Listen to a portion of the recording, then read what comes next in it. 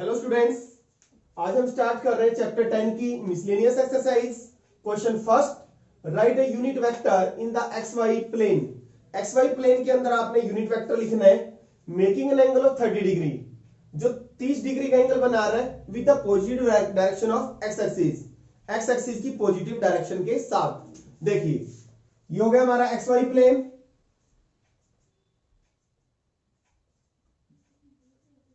Suppose ये OP vector है, positive direction के साथ कितना एंगल बना रहा है 30 डिग्री। तो पॉजिटिव डायरेक्शन वाई एक्सिस के साथ कितना एंगल बनाएगा 60 डिग्री। और आपको पता है यूनिट वेक्टर किसके इक्वल होता है, unit vector we know L I cap plus M J cap plus N K cap. Unit vector के जो स्केलर कंपोनेंट्स होते हैं वो डायरेक्शन कोसाइंस होते हैं, और किसी भी वेक्टर के कंपोनेंट्स होते हैं स्केलर कंपोनेंट्स, वो डायरेक्शन रेशो होते हैं। यहां पे हम यूनिट वेक्टर की बात कर रहे हैं, और एल का मतलब होता है कोस एल्फा और एम का मतलब होता है कॉस बीटा, और एन का मतलब होता है कॉस गामा। अल्फा क्या होता है, अल्फा जो वेक्टर हमारा पॉजिटिव एक्स एक्सिस के साथ एंगल बनाता है, और बीटा पॉजिटिव वाई एक्सिस के साथ, और गामा एंगल होता है पॉजिटिव जेड एक्सिस के साथ। यानी कि अल्फा यहां पे हमारा 30 डिग्री है और बीटा कितना 60 डिग्री। 2 डायमेंशन के लिए, ये हमारा 3 डायमेंशन के लिए, तो यहां पे ओपी वेक्टर क्या हो जाएगा कॉस अल्फा आई कैप प्लस कॉस बीटा जे कैप। यहां पे अल्फा, अल्फा का मतलब है पॉजिटिव एक्स एक्सिस के साथ कितना एंगल बन रहा है वो 30 डिग्री। बीटा का मतलब पॉजिटिव वाई एक्सिस के साथ कितना एंगल है 60 degree.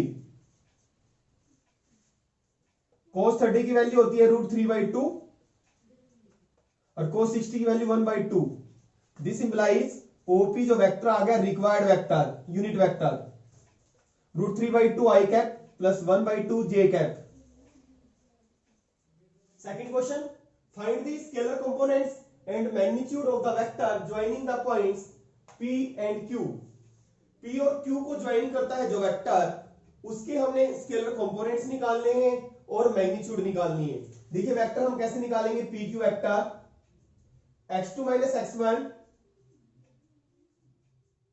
i cap plus y2 - y1 j cap plus z2 - z1 k cap.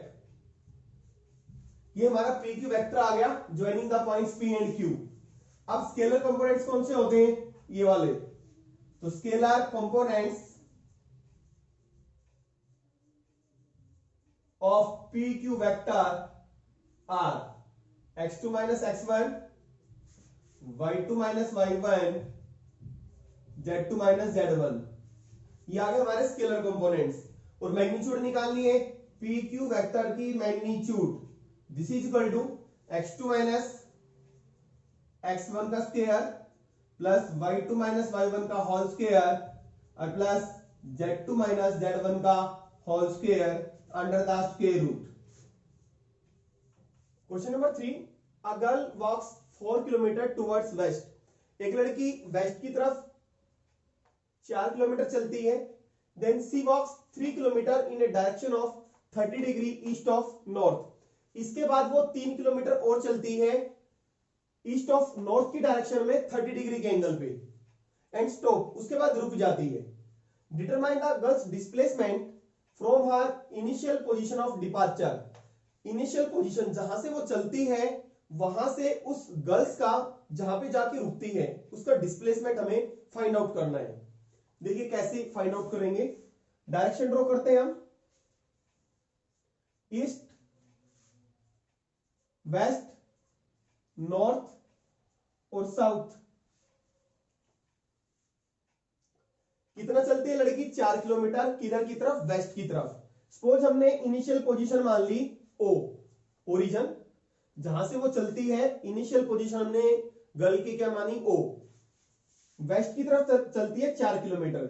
मान लिया suppose OA represent the 4 kilometre in the direction of west. OA हमारा कितना है 4 किलोमीटर। इसके बाद then she walks 3 kilometre, 3 kilometre चलती है ईस्ट ऑफ नॉर्थ। तो यहां पे हम क्या करेंगे, यहां पे फिर डायरेक्शन ड्रॉ करेंगे।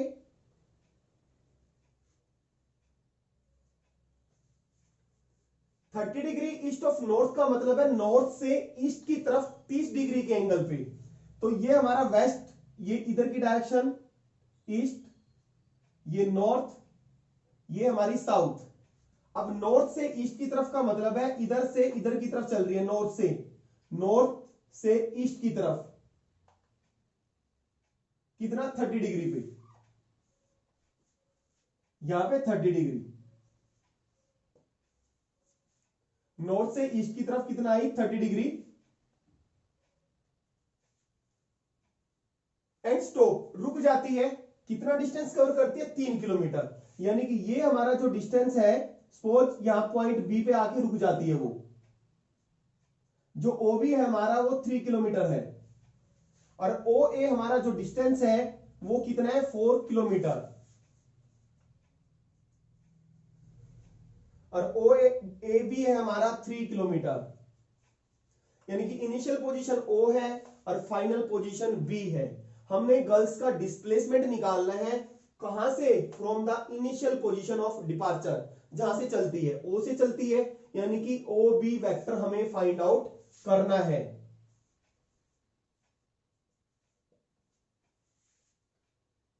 कंस्ट्रक्शन करते हैं हम, यहां से परपेंडिकुलर ड्रॉ किया बी एल,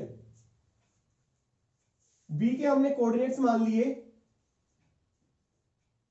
एक्स वाई। तो ओ एल हमारा कितना होगा, ये एक्स होगा, और ये कितना होगा बी एल वाई होगा। आपको पता है सपोज ये हमारा पॉइंट है और इसके कोऑर्डिनेट्स कैसे निकालते हो, सपोज एक्स यहां पे हमारा -2 है, वाई यहां पे 3 है, तो इसके कोऑर्डिनेट्स कितने हो जाएंगे -2 एंड 3। अब पहला हमारा टारगेट है बी के कोऑर्डिनेट्स निकालना एक्स एंड वाई। कैसे निकाल लेंगे, देखिए ये एंगल 30 डिग्री है, तो ये हमारा कितना हो जाएगा 60 degree. In right angle triangle A L B, B L by A B, A B क्यों लिया हमें पता है, और बी एल हमें निकालना है।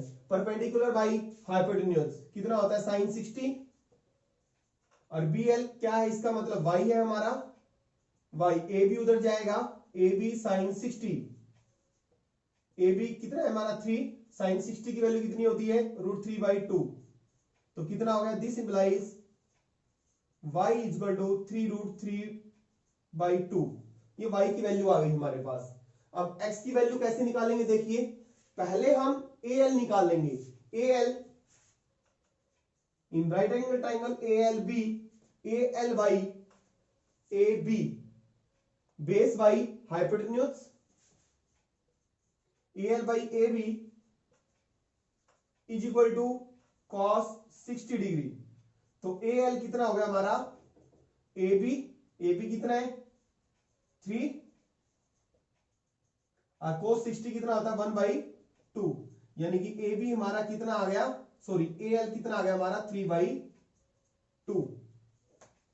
अब हमारा टारगेट है x निकालना, OL कैसे निकालेंगे, OA में से हम AL माइनस कर देते हैं। OA हमारा कितना है आपको पता है, दिस इज 4 किलोमीटर, 4 में से हमने AL माइनस कर दिया 3/2, तो ये आ गया 5/2। तो OL का मतलब है हमारा x आ गया। तो जो B के कोऑर्डिनेट्स आ गए हमारे, क्या आ गए 5/2, 3√3/2 आ गया। B किस क्वाड्रेंट में लाई करता है, सेकंड में। B lies in second quadrant. तो B के जो कोऑर्डिनेट्स हो गए, कोऑर्डिनेट्स ऑफ B के जो कोऑर्डिनेट्स हुए हमारे पास, x माइनस में हो जाएगा क्योंकि सेकंड क्वाड्रेंट में x माइनस में होता है, और y हमारा 3√3/2। हमने इस पॉइंट का क्या निकालना है, हमने OB वेक्टर निकालने का मतलब है position vector of B। Displacement of girl O B vector, तो क्या करेंगे -5/2 इसके साथ आई कैप लगा देंगे और इसमें क्या लग जाएगा J cap. Question 4, if vector A is equal to B plus C then is it true that magnitude vector A की this is equal to magnitude of B plus magnitude of C, justify your answer. इस concept को justify करने के हमारे पास दो तरीके हैं, आप किसी भी तरीके से शो कर सकते हैं। देखिए हमें गिवन क्या है, वेक्टर ए है जो बी प्लस सी के इक्वल है, हमें ये शो करना है क्या ये मैग्नीट्यूड ए की इन दोनों वेक्टर की मैग्नीट्यूड का सम के बराबर होगा या नहीं होगा, ये ट्रू है या नहीं। देखिए कैसे करेंगे, मैग्नीट्यूड लेते हैं हम दोनों तरफ,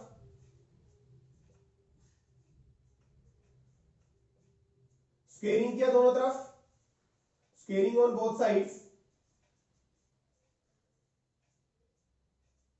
this implies mod A square is equal to, इसको लिख सकते हैं हम B plus C dot B plus C, B plus C का डॉट प्रोडक्ट किसके साथ, बी प्लस सी के साथ, किसी भी वेक्टर की मैग्नीट्यूड का स्क्वायर आप लिख सकते हैं vector A dot A.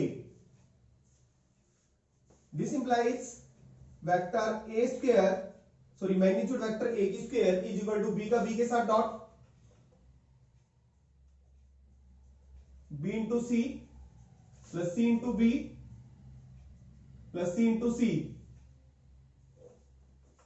This is equal to you can write magnitude B का square plus B into C, C into B, C into B को भी बी इंटू सी लिख देंगे तो ये बन जाएगा 2b इंटू सी और प्लस मैग्नीट्यूड सी का स्क्वायर और b dot c, dot product की डेफिनेशन लगाएंगे मैग्नीट्यूड b का स्क्वायर और plus 2 into magnitude b magnitude c cos theta, theta is the angle between the vector b and c और magnitude c की square. जब theta 0 होगा when theta is equal to 0, हमने मान लिया थीटा 0 डिग्री है, this implies magnitude a square is equal to magnitude b square plus 2b magnitude c magnitude, theta 0 degree, cos 0 कितना होता है, थीटा को हम 0 पुट करेंगे 0 डिग्री तो cos 0 1 होता है प्लस मैग्नीट्यूड c की स्क्वायर। देखिए a की स्क्वायर प्लस b की स्क्वायर प्लस 2ab, ये हमारा फॉर्मूला a प्लस b की होल स्क्वायर का बन गया, तो मैग्नीट्यूड a की square is equal to mod b square और प्लस यानी a प्लस b का होल स्क्वायर बन गया ये magnitude b plus magnitude c की होल स्क्वायर। तो दिस इंप्लाइज जो मैग्नीट्यूड a किसकी इक्वल आ गया b plus magnitude b plus magnitude c, यानी कि अगर a b प्लस c की इक्वल होगा तो a की magnitude magnitude b plus magnitude c होगा। कब होगा, जब हमारा थीटा 0 डिग्री होगा, यानी कि b वेक्टर और c वेक्टर के बीच में अगर एंगल 0 डिग्री होगा तो ये ट्रू होगा, it is true when theta is equal to 0 degree. अगर a b प्लस c की इक्वल होगा तो मैग्नीट्यूड a की मैग्नीट्यूड b प्लस c की इक्वल होगी अगर थीटा क्या होगा 0 डिग्री। अगर थीटा 0 डिग्री नहीं होगा तो मैग्नीट्यूड a की स्क्वायर b प्लस c की मैग्नीट्यूड का स्क्वायर नहीं होगी, तो ये इसके इक्वल नहीं होगा, otherwise it is not true.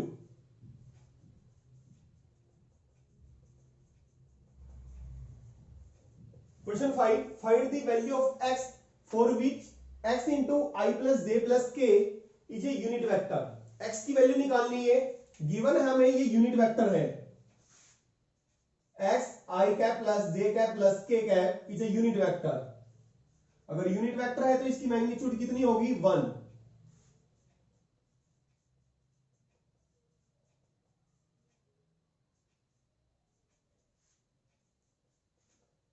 इसको इसके साथ मल्टीप्लाई करेंगे, x i cap x j cap plus x k is equal to 1। अब इस वेक्टर की मैग्नीट्यूड कैसे लेंगे हम, under the square root x square plus x square plus x square this is equal to 1 और this implies square root of 3x square this is equal to 1 और this implies 3 का square root root 3 और x की square का square root लेंगे तो x आ जाएगा, this is equal to 1 और this implies x is equal to 1/√3। Question number 6, find a vector of magnitude 5 units. Vector निकालना है आपने एक जिसकी मैग्नीट्यूड 5 यूनिट्स है and parallel to the resultant of vectors a and b, जो किसके parallel है, a और b के रिजल्टेंट के पैरेलल। a और b का रिजल्टेंट क्या होता है, vector a plus vector b। a plus b find out किया हमने, 2i plus i 3i, 3j minus 2j plus j आ गया और माइनस k प्लस k 0 हो गया। अब हमने a प्लस b सपोज ये आ गया हमारे पास। अब इसके पैरेलल कोई वेक्टर है, ये वेक्टर हमने फाइंड आउट करना है जिसकी मैग्नीट्यूड कितनी रखी है, 5 यूनिट्स। आपने एक्सरसाइज 10.2 में भी किया था क्वेश्चन, अगर हमने वेक्टर की मैग्नीट्यूड दी हुई है, अगर हम उसको यूनिट वेक्टर से मल्टीप्लाई कर दें तो वेक्टर आ जाएगा। अब इसके अलोंग यूनिट वेक्टर कैसे निकालेंगे, यूनिट वेक्टर हमें क्या बताता है, डायरेक्शन बताता है। तो इसकी जो डायरेक्शन है इसके अलोंग तो हम यूनिट वेक्टर निकाल सकते हैं। और इसके अलोंग यूनिट वेक्टर कैसे निकालेंगे, भाई वेक्टर्स क्या है हमारे, पैरेलल है, तो इनकी डायरेक्शन क्या होगी, सेम होगी। सेम हो सकती है और अपोजिट भी हो सकती है। अगर डायरेक्शन सेम होगी तो दोनों के यूनिट वेक्टर क्या होंगे, सेम होंगे। अगर डायरेक्शन अपोजिट होगी तो यूनिट वेक्टर तब भी सेम होंगे बट अपोजिट इन साइन। तो यूनिट वेक्टर इसके अलोंग क्या होगा, सेम ही होगा जो a प्लस बी के अलोंग होगा। तो unit vector along parallel to a plus b, a plus b के पैरेलल यूनिट वेक्टर क्या होगा, जो a प्लस बी के अलोंग होगा। a प्लस बी वेक्टर को उसकी मैग्नीट्यूड से क्या कर दिया हमने, डिवाइड। साथ में प्लस माइनस, प्लस माइनस क्यों लगा, दो यूनिट वेक्टर्स हो सकते हैं क्योंकि पैरेलल वेक्टर्स की दो डायरेक्शन हो सकती है, सेम डायरेक्शन में भी हो सकते हैं, अपोजिट डायरेक्शन में भी हो सकते हैं। सेम होंगे तो यूनिट वेक्टर्स इक्वल होंगे, अगर अपोजिट डायरेक्शन होगी इक्वल तो होंगे बट अपोजिट इन साइन, इसलिए माइनस लगाया है। तो हमने वेक्टर फाइंड आउट एक ही करना है।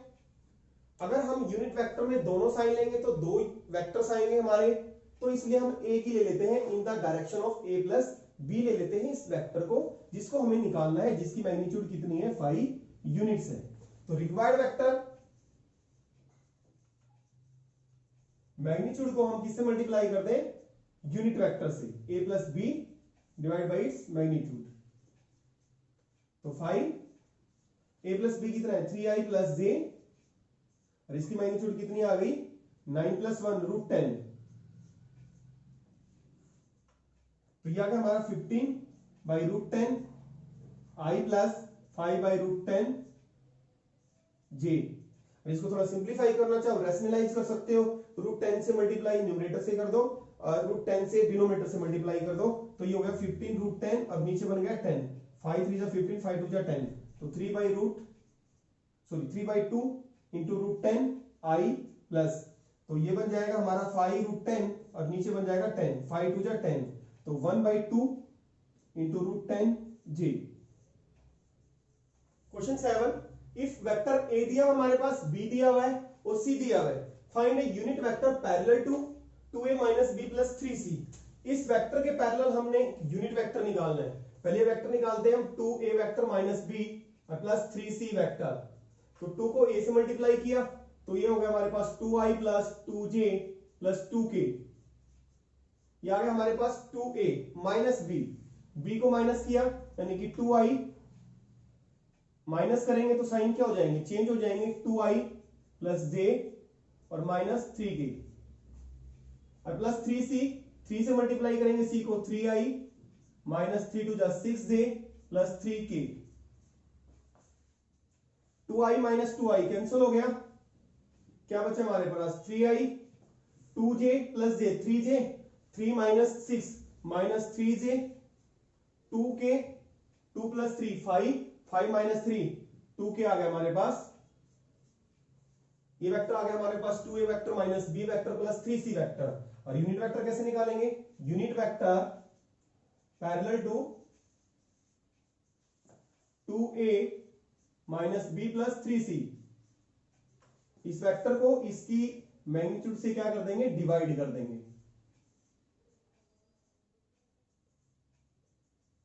यूनिट वेक्टर आ जाएगा, तो 3i minus 3j plus 2k divide by its magnitude, magnitude क्या आ गई हमारे पास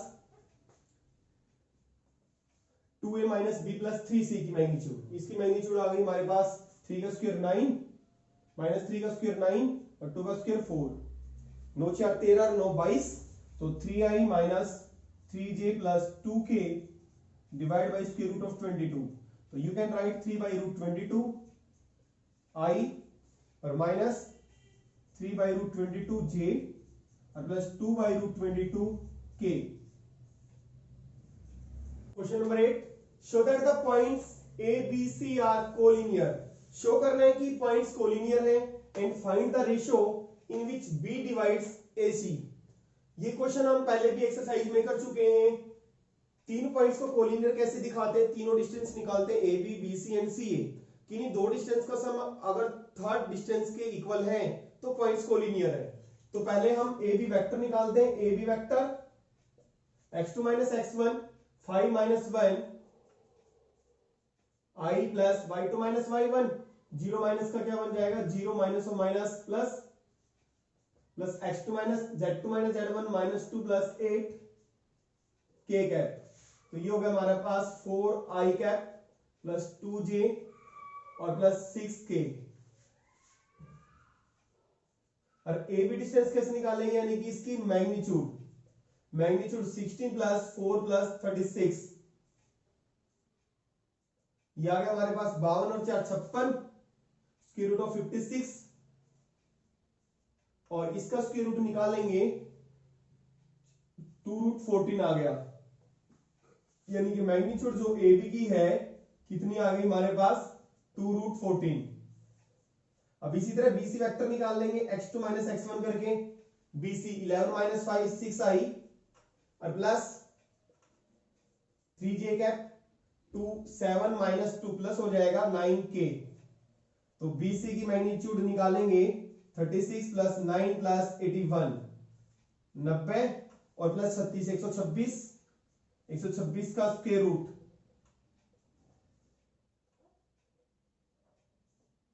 14 9 जा यानी कि 3 रूट 14। तो बीसी की जो मैग्नीट्यूड आ गई हमारे पास, यानी कि you can say BC distance 3 root 14 आ गया। सिमिलरली हम सीए निकालेंगे। CA vector x2 minus x1 11 minus 1 10i y2 minus y1 तो प्लस 5j 7 माइनस 8 15 हो गया, माइनस माइनस प्लस हो गया। This implies magnitude of CA vector. इसकी मैग्नीट्यूड निकालेंगे। मैग्नीट्यूड हो गई 10 की स्क्वायर 100 प्लस 5 की स्क्वायर 25 15 का स्क्वायर 225। ये हो गया हमारे पास 250 प्लस 100 350 का स्क्वायर रूट 25 5 5 रूट 15। तो सीए वेक्टर की जो मैग्नीट्यूड आ गई वो 5 रूट 14 आ गई।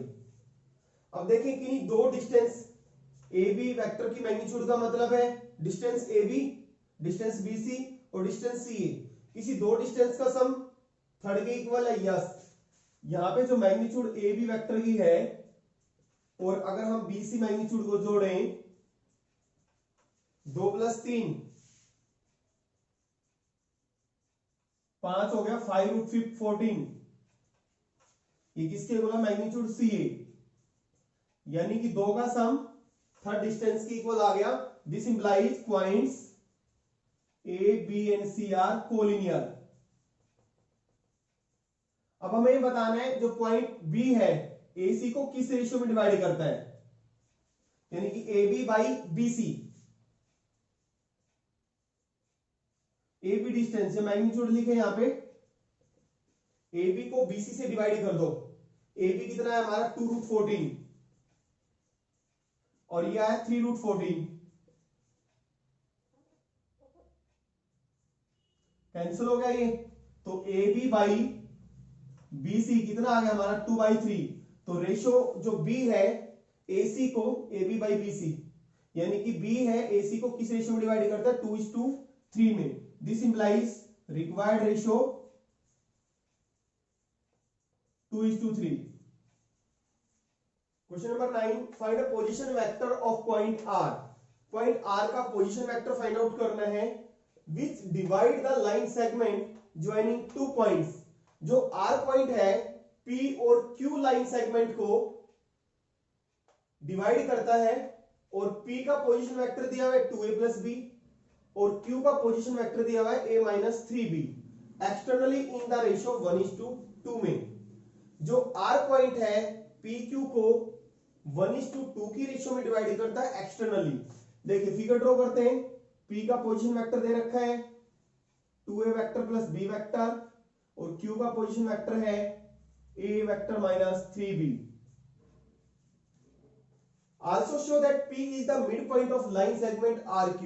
हमें यह भी शो करना है P जो है मिड पॉइंट है RQ का, इसका मतलब R हमारा इधर की तरफ होगा।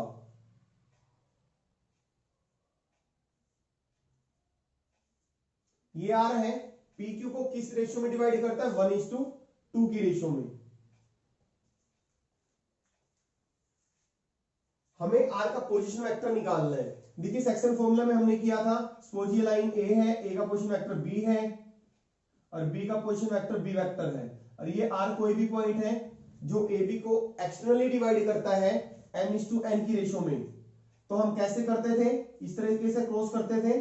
तो R का vector position vector MB vector minus NA vector divide by M minus N ऐसे निकालते थे। सिमिलरली यहां पे position vector of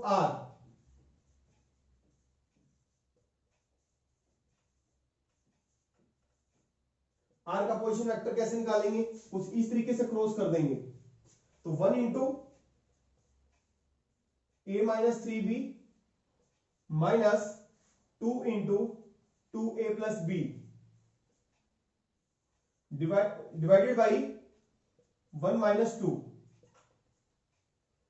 a minus 3b minus 4a और minus 2b vector divide by 1 minus 2। 1 minus 2 किया तो हम क्या आ गया, -1 आ गया, तो ये आ गया माइनस 3a और माइनस 5b और नीचे माइनस है तो क्या आ गया हमारे पास 3a vector plus 5b vector. ये तो आ गया हमारा R का पोजीशन वेक्टर। हमें ये भी शो करना है P RQ का मिड पॉइंट है। हम PQ का RQ का मिड पॉइंट निकालते हैं। हम देखिए पोजीशन वेक्टर ऑफ PV लिखते हैं शॉर्ट में, position vector of mid point of RQ का जो मिड पॉइंट है उसका हम पोजीशन वेक्टर निकाल रहे हैं। अगर हमारा P के इक्वल हमें शो करना है, वो किसके इक्वल आना चाहिए, P के पोजीशन वेक्टर के इक्वल आना चाहिए। देखिए position vector of mid point RQ का कैसे निकालते हैं। RQ का जो मिड पॉइंट है R का पोजीशन वेक्टर और प्लस Q का position vector divide by 2। R का पोजीशन वेक्टर क्या है हमारे पास 3a प्लस 5b और Q का position vector a minus 3b divide by 2। तो ये आ गया हमारे पास 4a plus 2b divide by 2। तो ये आ गया हमारे पास, ऊपर 2 कॉमन ले लेंगे हम, तो 2a vector plus b vector, this is the position vector of P। इसका मतलब क्या है, P RQ का क्या है, मिड पॉइंट है। This implies P is mid point of RQ। Question number 10, the two adjacent sides of a parallelogram are 2i minus 4j plus 5k and I minus 2j minus 3k। दो adjacent side दी हुई है parallelogram की, एक को a vector मान लिया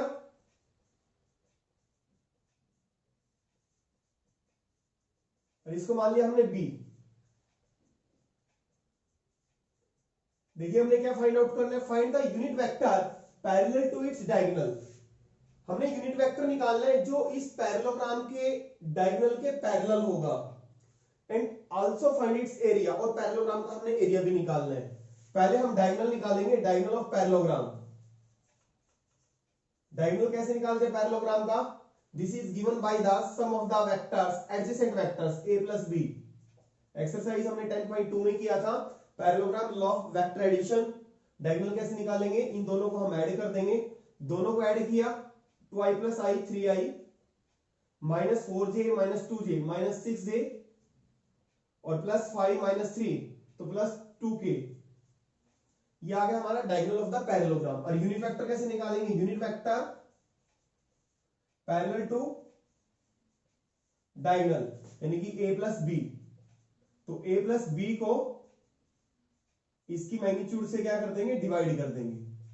तो ये हो गया हमारा 3i minus 6j plus 2k और इसकी मैग्नीट्यूड कितनी आ जाएगी, 3 का स्क्वायर 9, 36 प्लस 4 40 प्लस 9 49, 49 का मतलब 7, 3i minus 6j plus 2k by 7 this is equal to 3 by 7 I minus 6 by 7 j plus 2 by 7 k।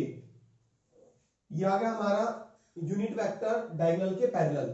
अब हमें इसका एरिया भी निकालना है। एरिया कैसे निकालते हैं हम पैरेललोग्राम का, area of parallelogram this is given by the magnitude of cross product of adjacent sides. ये फॉर्मूला हमारा एरिया निकालने का। तो इसके लिए हमें पहले क्रॉस प्रोडक्ट निकालना पड़ेगा ए और बी का, फिर उसकी मैग्नीट्यूड निकालनी पड़ेगी। तो क्रॉस प्रोडक्ट हम कैसे निकालेंगे ए और बी का, दिस इज डिटरमिनेंट ऑफ, यहां पे लिखते हैं आई जे के, फिर ए और बी के स्केलर कंपोनेंट्स। ए के कंपोनेंट्स 2 माइनस 4 5 1 माइनस 2 माइनस 3, इस तरीके से निकालेंगे। Expanding along R1 I determinant -4 यानी कि जैसे डिटरमिनेंट निकालते हैं I इसको छुपा लेंगे फर्स्ट रो फर्स्ट कॉलम को जिसमें I है, तो 12 -10 का +10 हो गया, J पे माइनस आता है। तो अब सेकंड कॉलम और फर्स्ट रो को छुपा लेंगे, J जिस रो और कॉलम में लाई करता है इसको छिपा लिया, तो -6 -5 और प्लस K कैप।